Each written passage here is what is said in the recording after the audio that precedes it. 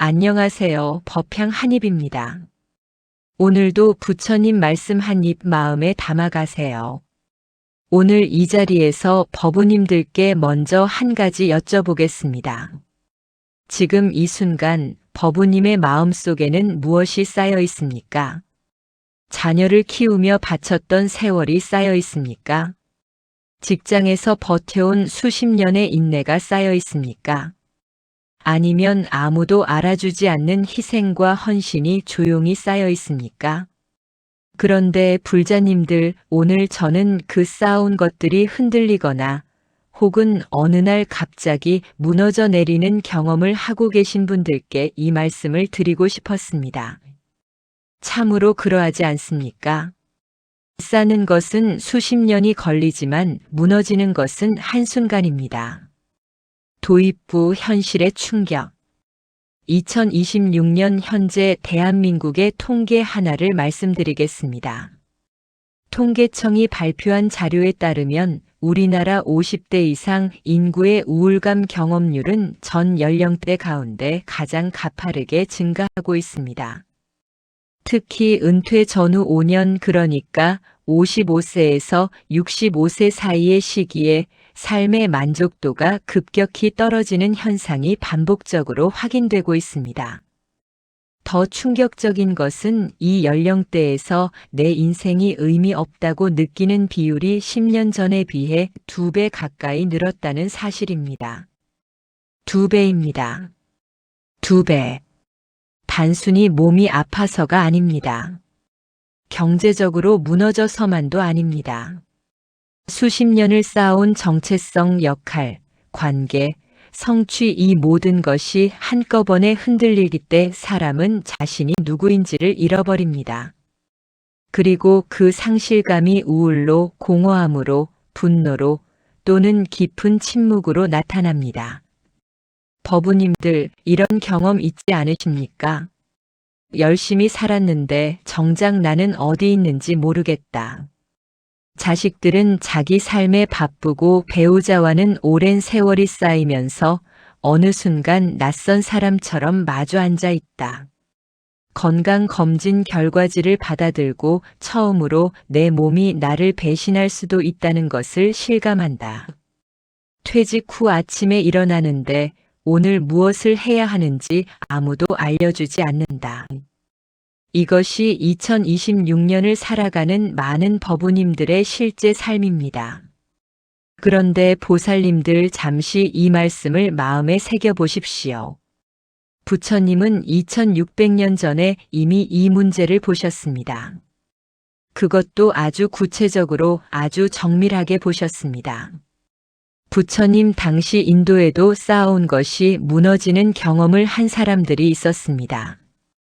왕이 왕위를 잃고, 상인이 전 재산을 잃고, 수행자가 자신의 믿음을 잃고, 어머니가 자녀를 잃었습니다.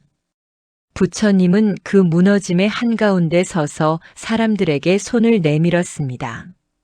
그 손에 무엇이 담겨 있었을까요? 오늘 저는 그 손 안에 담긴 가르침을 4가지로 나누어 법우님들과 함께 살펴보겠습니다. 첫 번째로, 왜 쌓아온 것이 무너지는가? 그 뿌리를 불법으로 살피겠습니다. 두 번째로, 경전에서 이미 이 고통을 위한 해법을 제시했습니다. 그 가르침을 들여다보겠습니다. 세 번째로, 수행의 차원에서 우리가 실제로 무엇을 할 수 있는가를 함께 살펴보겠습니다. 네 번째로, 개인의 고통이 어떻게 사회와 연결되는지 그 회항의 길을 이야기하겠습니다. 자, 그럼 시작하겠습니다. 편안하게 앉으시고 잠시 호흡을 한번 가다듬으십시오. 첫 번째 포인트, 무너짐의 뿌리, 싸움이라는 착각. 법우님들, 우리는 왜 쌓습니까? 안전하기 위해서입니다. 인정받기 위해서입니다. 사랑받기 위해서입니다. 그리고 무너지지 않기 위해서입니다. 이것이 인간의 본능입니다. 아함경에 이런 가르침이 있습니다. 중생은 5가지 집착의 무더기, 즉 오취온에 묶여서 이것이 나라고 이것이 내 것이라고 굳게 믿는다. 그러나 그 믿음이 바로 고통의 씨앗이다. 오취온, 색수상행식, 몸과 느낌과 생각과 의지와 인식. 이 5가지 무더기를 우리는 나라고 부릅니다. 그런데 법우님들 조금만 깊이 들여다보면 압니다. 내 직함이 나입니까? 직함이 사라지면 나도 사라집니까? 내 집이 나입니까? 집이 없어지면 나도 없어집니까? 내 자녀가 내 것입니까? 자녀가 내 곁을 떠나면 내 것도 함께 사라집니까? 그런 경험 있지 않으십니까?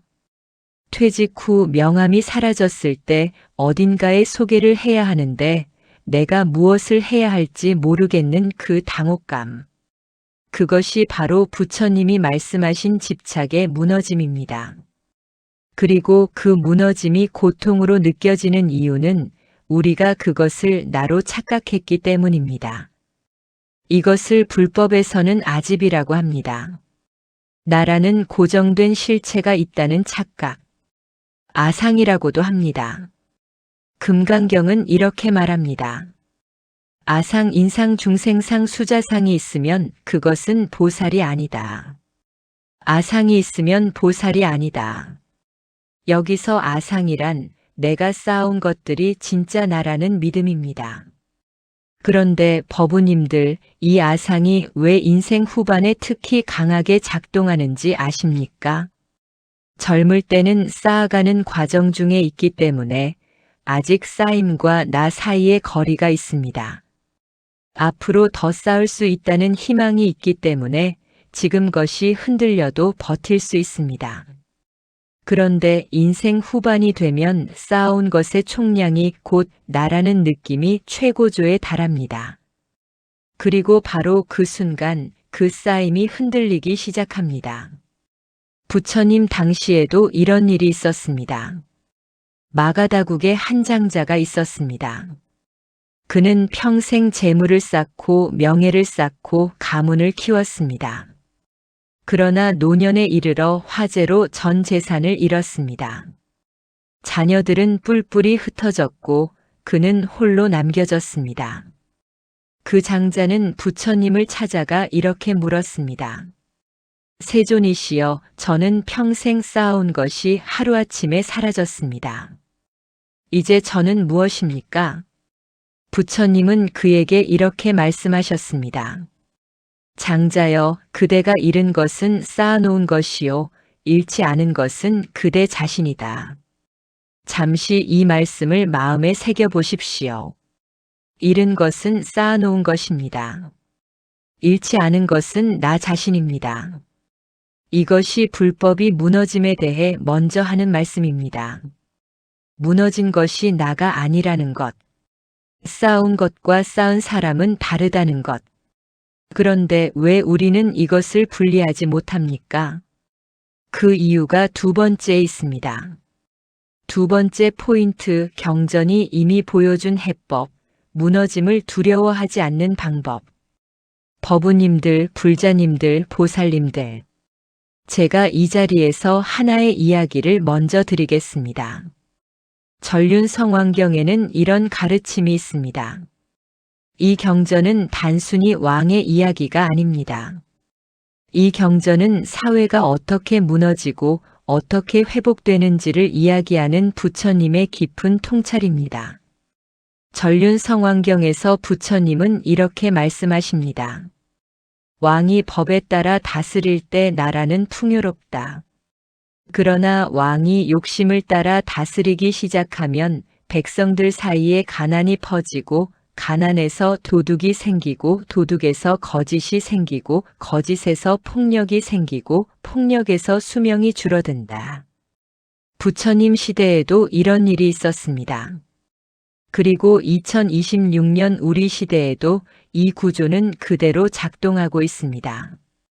법우님들, 이 경전을 개인의 삶에 적용해 보십시오. 내 삶에서 법에 해당하는 것, 즉, 내 삶의 중심 가치가 욕심을 따라 왜곡되기 시작하면 어떻게 됩니까? 먼저 내 마음에 가난이 옵니다. 아무리 가져도 부족하다는 느낌, 인정받아도 채워지지 않는 느낌. 그 다음에는 자신에게 거짓말을 합니다. 나는 괜찮다, 나는 충분하다, 나는 행복하다. 그러나 그 거짓말이 쌓이면 내 안에서 폭력이 일어납니다. 스스로를 향한 폭력, 가까운 사람을 향한 폭력. 그리고 마침내 삶의 기운이 줄어들기 시작합니다. 이것이 많은 법우님들이 인생 후반에 경험하는 무너짐의 실제 구조입니다. 그런데 경전에 이미 답이 있습니다. 전륜성왕경은 무너진 사회가 어떻게 회복되는지도 보여줍니다. 다시 법으로 돌아오는 것입니다. 법 다르마, 진리, 올바른 질서, 자기 삶의 중심 가치로 돌아오는 것. 이것이 핵심입니다. 무너졌을 때 더 강하게 싸우려 하는 것이 아니라 싸움의 방향을 근본으로 되돌리는 것. 그렇다면 인생 후반의 무너짐 앞에서 우리가 돌아가야 할 법, 진리 중심은 무엇입니까? 아함경에 그 답이 있습니다. 부처님은 이렇게 말씀하셨습니다. 비구들이여 무상을 관찰하라. 무상을 관찰하면 탐욕이 끊어진다. 탐욕이 끊어지면 해탈이 있다. 무상. 영원한 것은 없다는 가르침. 그런데 법우님들 무상을 아는 것과 무상을 살아내는 것은 전혀 다른 이야기입니다. 우리는 모두 압니다. 다 압니다. 사람은 언젠가 죽는다. 재물은 영원하지 않다. 관계는 변한다. 이것을 모르는 사람은 없습니다. 그런데 왜 여전히 무너질 때 이토록 고통스럽습니까? 그것은 안다는 것이 머리에 있기 때문입니다. 무상을 머리로는 알면서 가슴으로는 영원을 기대하기 때문입니다. 이것을 불법에서는 지혜와 증오의 차이라고 합니다. 지혜는 아르마리, 머리로 아는 것입니다. 증오는 체득, 몸과 마음이 함께 아는 것입니다. 법우님들 잠시 이 말씀을 마음에 새겨보십시오. 무상을 머리로 아는 것과 무상을 온몸으로 아는 것, 이 사이의 거리가 우리가 수행을 해야 하는 이유입니다. 그리고 인생 후반의 무너짐은 우리에게 무상을 머리에서 가슴으로 내려보내는 기회를 주는 것입니다. 그것이 고통이기도 하지만 그것이 동시에 은혜이기도 합니다. 여기서 금강경의 가르침이 빛을 발합니다. 금강경에서 수보리가 부처님께 여쭙니다. 세존이시여, 선남자 선여인이 안욕 따라 삼맥삼보리심을 발하였을 때 어떻게 머물러야 하며 어떻게 그 마음을 다스려야 합니까? 부처님의 답이 놀랍습니다. 모든 상을 상이 아닌 것으로 보면 곧 열애를 보리라. 상, 즉 고정된 모양이나 관념. 내가 쌓아온 것들에 대한 집착. 내 명함, 내 집, 내 역할, 내 자녀, 내 건강. 이것들을 고정된 실체로 보지 않으면 그 자리에서 부처를 본다는 것입니다. 이것이 무너짐 앞에서 경전이 주는 가장 강력한 해법입니다. 쌓은 것을 상으로 보지 말라. 그것이 나라는 상을 놓아라. 그러면 무너질 것이 없다. 무너질 것이 없는 자리, 그것이 부처님이 말씀하신 해탈의 시작입니다. 그런데 법우님들, 이것이 너무 멀게 느껴지지는 않습니까? 너무 고차원적인 이야기처럼 들리지는 않습니까? 그래서 세 번째로 넘어갑니다. 이 가르침을 우리의 실제 삶에서 오늘 이 순간부터 어떻게 적용할 수 있는지를 말씀드리겠습니다. 세 번째 포인트, 절정, 수행의 적용. 지금 이 자리에서 할 수 있는 것. 법우님들, 이제 오늘의 핵심에 도달했습니다. 경전의 말씀은 아름답습니다. 그러나 삶의 현장에서 우리에게 필요한 것은 아름다운 말씀이 실제로 내 심장과 연결되는 것입니다. 제가 수행 중에 만났던 한 거사님의 이야기를 먼저 드리겠습니다. 그분은 30년간 다니던 직장에서 희망퇴직을 하셨습니다. 나이 56에 갑자기 집에 있게 된 것입니다. 처음 한 달은 그래도 괜찮았습니다. 쉬어야지 이제 내 시간이야 하고 마음먹었습니다. 그런데 2달째가 되자 이상한 일이 벌어졌습니다. 이유 없이 울음이 났습니다. 배우자가 외출할 때 혼자 방에 앉아 있다가 그냥 눈물이 흘렀습니다. 자신도 왜 우는지 몰랐습니다. 그분이 저를 찾아왔을 때 저는 이렇게 여쭤봤습니다. 거사님, 지금 무엇이 아프십니까? 그분은 한참 침묵하다가 말씀하셨습니다. 스님, 저는 쓸모없는 사람이 된 것 같습니다. 법우님들 이 말씀을 들으셨습니까? 쓸모없는 사람이 된 것 같다. 이것이 인생 후반 무너짐의 가장 핵심적인 고통입니다. 역할의 상실, 쓸모의 상실, 그리고 그것이 곧 나의 상실로 느껴지는 것. 저는 그 거사님께 이렇게 말씀드렸습니다. 거사님, 쓸모 있는 사람과 쓸모없는 사람, 이 2가지를 나누는 기준이 무엇입니까? 직장이 있으면 쓸모 있고 없으면 쓸모 없습니까? 그렇다면 직장이 없는 갓난아기는 쓸모없는 존재입니까? 그 거사님이 잠시 멈추셨습니다. 저는 이어서 말씀드렸습니다. 거사님이 쓸모 있었던 것은 직장 때문이 아니라 거사님이 거사님이었기 때문입니다. 직장은 거사님의 쓸모를 증명해 준 것이 아니라 거사님의 쓸모가 직장을 통해 표현된 것입니다. 잠시 이 말씀을 마음에 새겨 보십시오. 쓸모는 역할에서 오는 것이 아닙니다. 존재에서 옵니다. 부처님 당시에도 이런 일이 있었습니다. 기원정사에서 부처님은 제자들에게 이렇게 말씀하셨습니다. 비구들이여, 나는 숲속의 나무를 봤다. 그 나무는 꽃도 피우지 않고 열매도 맺지 않는다. 그러나 그 나무는 새들에게 그늘을 주고 숲의 공기를 깨끗하게 한다. 그 나무는 쓸모없는 나무인가? 아니다. 그 나무는 그 나무로서 완전하다. 존재로서 완전하다. 이 가르침이 수행으로 이어집니다. 그렇다면 구체적으로 무엇을 해야 합니까?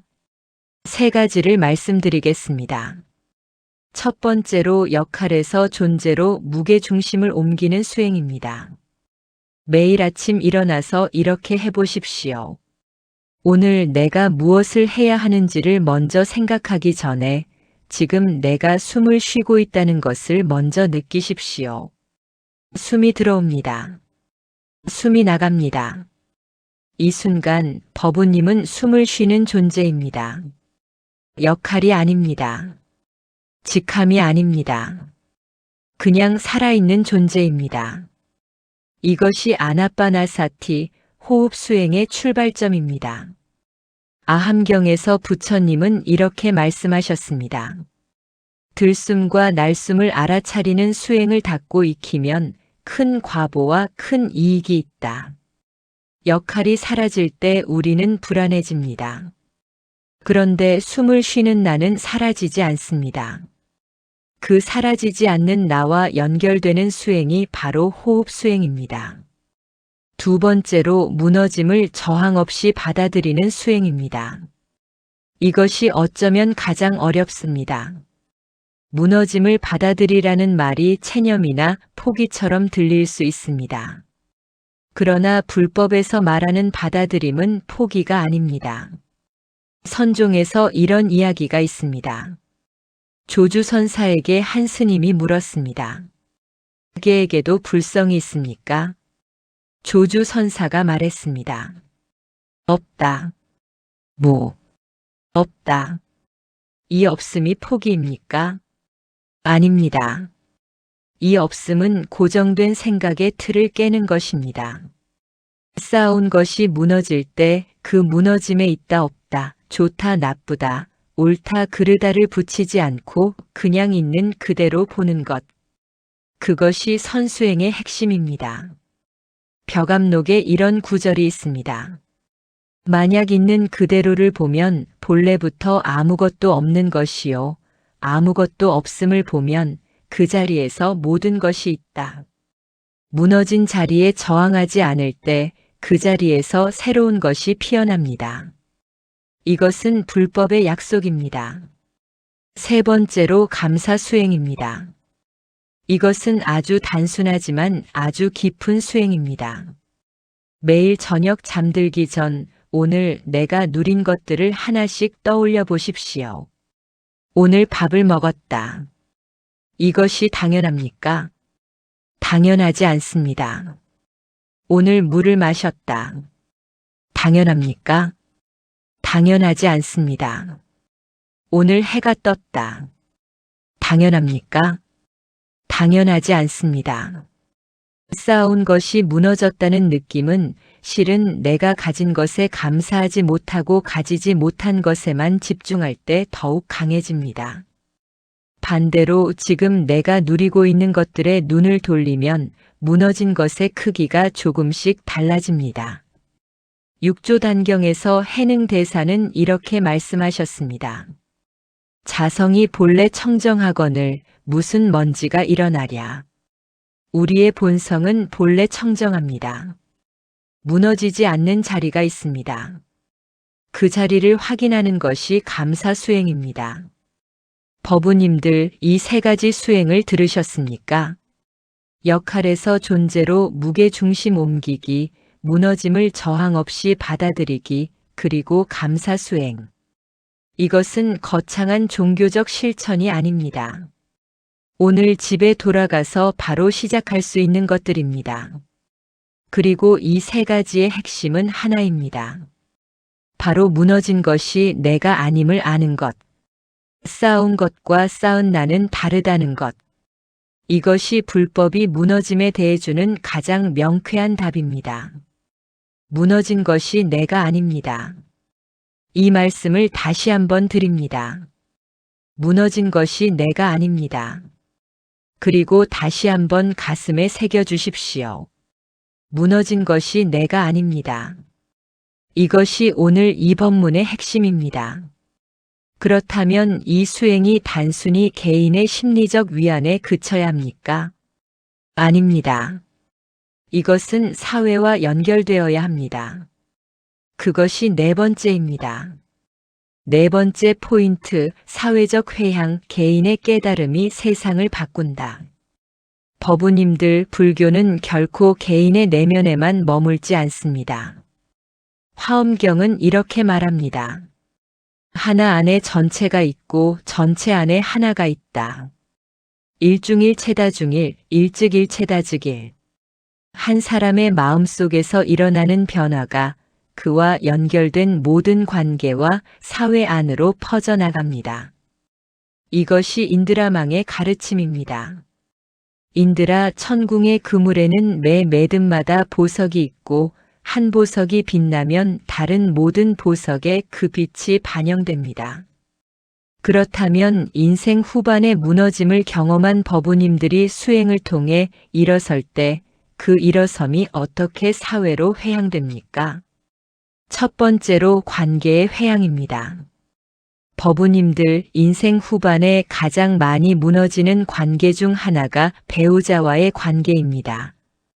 2026년 현재 이른바 황혼이혼 건수는 10년 전에 비해 2배 이상 증가했습니다. 은퇴 후 처음으로 하루 종일 배우자와 함께 있게 되면서 그동안 쌓여온 감정들이 한꺼번에 표면으로 올라옵니다. 이때 수행이 없는 사람은 그 감정을 상대방에게 쏟아냅니다. 그러나 수행이 있는 사람은 그 감정을 먼저 자신 안에서 바라봅니다. 부처님 당시에도 이런 일이 있었습니다. 나꿀라삐따 거사와 그 부인의 이야기입니다. 두 사람은 나이가 들어 서로에게 이렇게 말했습니다. 우리는 이 생에서만이 아니라 다음 생에서도 함께 하기를 원합니다. 부처님 앞에서 이렇게 서원을 세웠습니다. 그러자 부처님은 이렇게 말씀하셨습니다. 두 사람이 같은 믿음을 가지고 같은 덕을 닦고 같은 보시를 행하고 같은 지혜를 닦는다면 이 생에서도 다음 생에서도 함께하게 될 것이다. 법우님들, 이 가르침에서 부처님이 두 사람이 함께하는 조건으로 말씀하신 것이 무엇인지 보이십니까? 재물이 아닙니다. 건강이 아닙니다. 외모가 아닙니다. 같은 믿음, 같은 덕, 같은 보시, 같은 지혜입니다. 이것은 관계를 지탱하는 것이 외부의 조건이 아니라 내면의 수행임을 가르쳐 주는 것입니다. 내가 수행을 통해 내면이 단단해질 때 나와 가장 가까운 배우자와의 관계도 달라집니다. 그리고 배우자와의 관계가 달라지면 자녀와의 관계도 달라지고 그 자녀가 또 자신의 가족에게 영향을 미칩니다. 이것이 관계의 인드라망입니다. 두 번째로 공동체의 회양입니다. 2026년 현재 우리 사회는 세대 간 단절이 심각한 문제로 부상하고 있습니다. 인생 후반의 세대와 젊은 세대 사이에 서로에 대한 이해가 줄어들고 있습니다. 서로 다른 언어를 쓰고 서로 다른 세계관을 가지고 있습니다. 이 단절에 다리를 놓을 수 있는 사람이 누구입니까? 쌓아온 삶의 경험을 가지고 있으면서도 그 경험에 집착하지 않는 사람입니다. 무너짐을 경험했으면서도 그 무너짐에서 지혜를 얻은 사람입니다. 그 사람이 바로 수행을 통해 단단해진 법우님들입니다. 법화경은 이렇게 말합니다. 일체 중생을 자녀처럼 여기라. 일체 중생이 고통받는 것을 내 자녀가 고통받는 것처럼 여기라.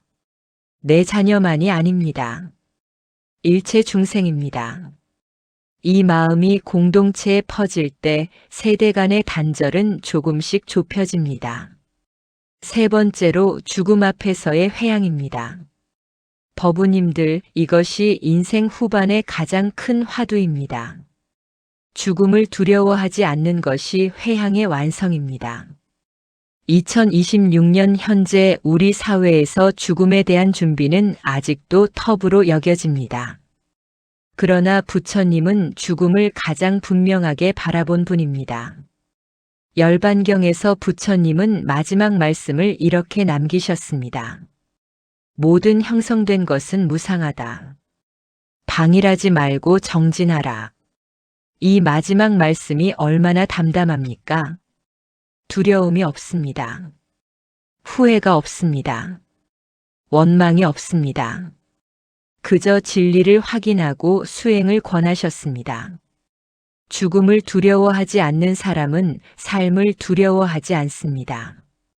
삶을 두려워하지 않는 사람은 무너짐을 두려워하지 않습니다. 무너짐을 두려워하지 않는 사람은 다시 일어서는 것도 두려워하지 않습니다. 이것이 수행의 완성이고 이것이 사회로의 회양입니다. 죽음 앞에서 의연한 한 사람의 삶이 그 주변 사람들에게 얼마나 큰 가르침이 되는지 우리는 경험으로 압니다. 임종의 자리에서 두려워하지 않는 사람이 남기는 것은 재산이 아닙니다. 두려워하지 않는 방법입니다. 그것이 가장 큰 유산이고 가장 큰 회양입니다. 법우님들, 지금까지 4가지를 말씀드렸습니다. 다시 한번 정리해 드리겠습니다. 첫 번째로 무너짐의 뿌리는 쌓아온 것을 나로 착각하는 아상입니다. 쌓아온 것과 쌓은 나는 다릅니다. 무너진 것이 내가 아닙니다. 두 번째로 경전에 이미 답이 있습니다. 상을 상으로 보지 않을 때 무너질 것이 없어집니다. 법으로 돌아오는 것이 회복의 길입니다. 세 번째로 수행은 오늘 이 자리에서 시작됩니다. 역할에서 존재로, 저항에서 받아들임으로, 이름에서 감사로. 네 번째로 개인의 수행은 관계로, 공동체로, 세대를 넘어서 회양됩니다. 그리고 이 모든 것의 핵심은 하나입니다. 무너진 것이 내가 아닙니다. 이것이 부처님의 가르침이고 이것이 2600년의 지혜이며 이것이 오늘 2026년을 살아가는 우리에게 주어진 가장 명쾌한 답입니다. 마무리 회향 이 자리에서 떠나기 전에 법우님들, 보살님들, 불자님들 오늘 이 법문을 들으시면서 마음속에 무언가가 흔들리셨다면 그것이 바로 법의 씨앗이 심어지는 순간입니다. 제가 수십 년의 수행 중에 깨달은 것이 하나 있습니다. 무너짐은 끝이 아닙니다. 무너짐은 오히려 새로운 시작의 표시입니다. 봄의 씨앗이 땅을 뚫고 나오는 것을 생각해 보십시오. 씨앗의 껍질이 무너지지 않으면 새싹이 나올 수 없습니다. 씨앗의 껍질이 무너지는 것이 씨앗의 죽음이 아닙니다. 새 생명의 시작입니다. 법우님들의 삶에서 무너지고 있는 것들, 그것이 껍질입니다. 그 껍질이 무너질 때 비로소 보이는 것, 그것이 본래의 나입니다. 수십 년의 역할과 쌓임에 가려져 있던 본래의 나. 부처님은 그 본래의 나를 이렇게 부르셨습니다. 열애. 본래 그러한 것. 있는 그대로의 것. 법우님들은 본래 열애입니다. 직장이 있을 때도 열애이고 없을 때도 열애입니다. 건강할 때도 열애이고 아플 때도 열애입니다. 자녀가 가까이 있을 때도 열애이고 멀리 있을 때도 열애입니다. 무너진 것이 내가 아닙니다. 법우님은 무너지지 않는 자리에 계십니다. 잠시 이 말씀을 마음에 새겨 보십시오. 이제 오늘 법문을 마치겠습니다. 오늘 이 말씀이 법우님들의 마음에 어떻게 닿았는지 댓글로 나눠주시면 감사하겠습니다. 법우님들의 삶 이야기, 무너짐의 경험, 혹은 그 무너짐에서 일어선 경험을 나눠주십시오. 우리의 이야기가 서로의 수행이 됩니다. 댓글 하나하나가 이 자리에 모인 모든 법우님들께 회향이 됩니다. 그런 경험 있지 않으십니까? 그 경험을 이 자리에서 함께 나눠주십시오. 이 공덕이 모든 법우님들께 회향되기를 발언합니다.